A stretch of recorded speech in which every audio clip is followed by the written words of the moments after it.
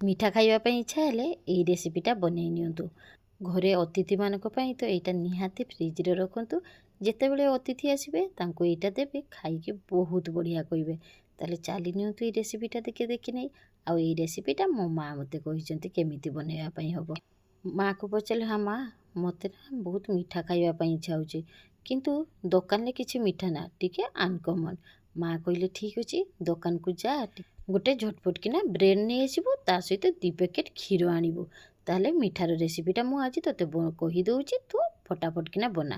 Bread ନେଇ ଆସିଲି। Bread ଆଣିକି କହିଲେ ବ୍ରେଡ୍ ଗୁଡ଼ାକୁ ଟ୍ରାଇଆଙ୍ଗେଲ୍ ସେପ୍ରେ କାଟିବା ପାଇଁ। ମୁଁ ଝଟପଟ କିନା ଟ୍ରାଇଆଙ୍ଗେଲ୍ ସେପ୍ରେ କାଟି ପକେଇଲି। ଆଉ ଏପଟେ ତେଲଟାକୁ ଗରମ କରିବା ପାଇଁ ବସେଇ ଦେଇଛି। ମାଆ କହିଲେ ଅଳ୍ପ ତେଲ ନେବୁନି, ବେଶୀ ତେଲ ନେବୁ, ଯେମିତି ବ୍ରେଡ୍ ଗୁଡ଼ା ତେଲ ଭିତରେ ଟିକେ ପହଁରୁଥିବେ, ତାହେଲେ ସିନା ସେମାନେ ପହଁରିବା ଶିଖିବେ। ବ୍ରେଡ୍ ଗୁଡ଼ାକୁ 2 ପଟ ସାଇଡ଼୍ରେ ଲାଲ ଲାଲ ହେଇକି ପୁରା ଭାଜି ଦେଇଛି। ଭାଜି ସାରିଲା ପରେ ସବୁ ବ୍ରେଡ୍କୁ ଏବେ ଉଠେଇ ଦେଲି। ଶୀଘ୍ର ବ୍ରେଡ୍ ଗୁଡ଼ାକୁ ବାହାର କରିଦେଲି। ଏପଟେ 1 ଲିଟର କ୍ଷୀରକୁ କ'ଣ କରୁଛୁ, ଭଲ କିନା ଫୁଟଉଛି।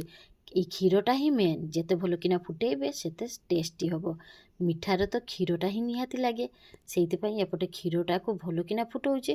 ଏପଟେ ମାଆ କହିଲେ କିଛି ଯଦି ଡ୍ରାଇ ଫ୍ରୁଟ୍ସ থাকে ତାହେଲେ ଟିକେ ତାକୁ ଭଲ କିନା ଚପ୍ କରିନେ, ଭଲ କିନା କାଟି ନେବୁ।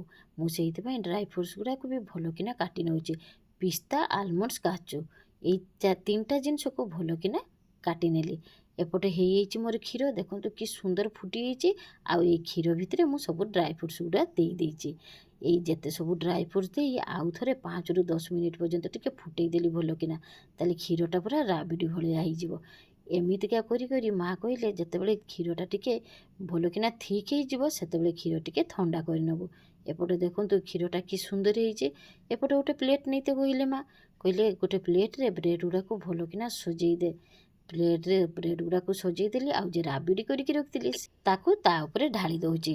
ବହୁତ ସୁନ୍ଦର ଦେଖାଯାଉଛି। ଆଉ ଯାହା ଟେଷ୍ଟ ଆଉ ଯାହା ବାସ୍ନା ହେଉଛି। ଏବେ କିଛି ଡ୍ରାଇ ଫ୍ରୁଟ୍ସ ଚପ୍ କରିକି ରଖିଥିଲି ତାପରେ ଦେଇ ସଜେଇ ଦେଲି। ଏତେ ସୁନ୍ଦର ରେସିପିଟା କହିବା ପାଇଁ ମୋ ମାଆକୁ ବହୁତ ବହୁତ ଧନ୍ୟବାଦ।